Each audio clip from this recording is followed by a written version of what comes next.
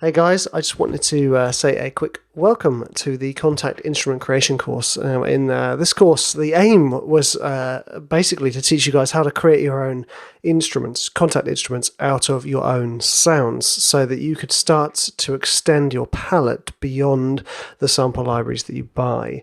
Because one of the things I've noticed when I've been teaching you guys is some of the tracks are just lacking a little bit more character, and all it needs is just a simple bit of audio placed on top to make it. It's kind of like when you layer a real cello over the top of an orchestra. All of a sudden, over the top of the sampled orchestra, that is. All of a sudden, that sampled orchestra sounds amazing.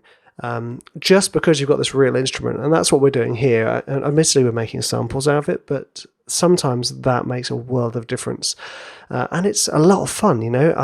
I love music, and I love making noise, and I love sounds, and that's why the sample library stuff is so fun, because you suddenly start to get all excited about. All of a sudden, you're not just looking at, well, I can't afford the latest Spitfire sample library. You're thinking, wait, can that Cactus Pop make me a sound library? I mean, it's just awesome. I love it. I love it. I mean, I recorded a load of samples myself. I mean, they were terrible. I mean, actually, it was terribly laid out.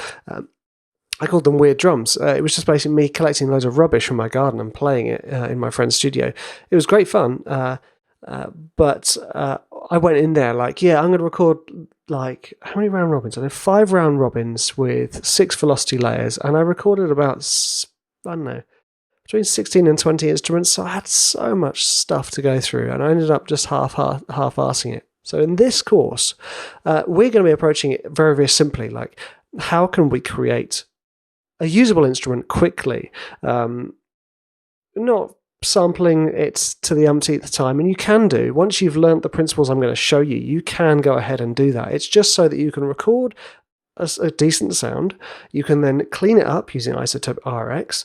You can then put it into your workstation and chop it up, and then you name it correctly so that when you put it into Kontakt, you can map it on the keyboard, and then it's just a few tweaks here and there in the Kontakt instrument so that you can get the sounds you want and the playability you want.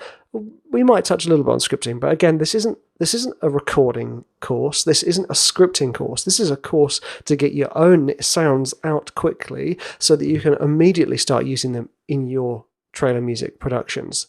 And that's it. What I did, so for instance, some of the ones I've done, we produced it was a Focus on TV spot album. And I used all the sample libraries that you guys have access to. My weird drums, my booms and rumbles, my cello percussion, my ukulele percussion. I used all of those instruments to make the rhythm bed of the track, and within maybe a month of the album being released, we got a placement, which is quite rare. It doesn't happen that quick all the time.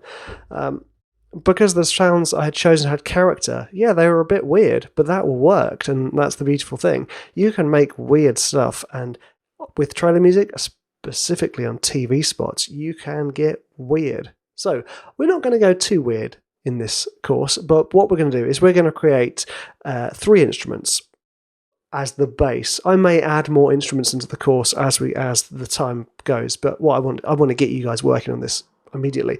So we're going to be creating a pad bed of violin sounds. We're going to be creating a playable guitar sample library with some round robins, no velocity layers, and then we're going to be creating a simple tambour drum. That's all. We want them to be playable. We want them to sound half decent so that we can then use them in our tracks. Okay, so at the end of each video, I kind of want you guys to go ahead and do what I've done. And if you don't have the time to, what I will do is I will upload the raw file. I will link to the raw files. So after I've done the recording, you can download the raw files I have, so that you can then put them in our Isotope RX and have a go with them. And then once I've chopped them up, I will download them. I will download links that you can download so you can follow me each step of the way exactly. Because sometimes when I'm watching tutorials and I don't have the raw files that they're working with, sometimes that minor difference really puts me off and I get lost very, very quickly. So hopefully that will help you in your Kontakt instrument creation. I hope you enjoy the course, guys. All about having fun and making your own sounds. Cheers, guys.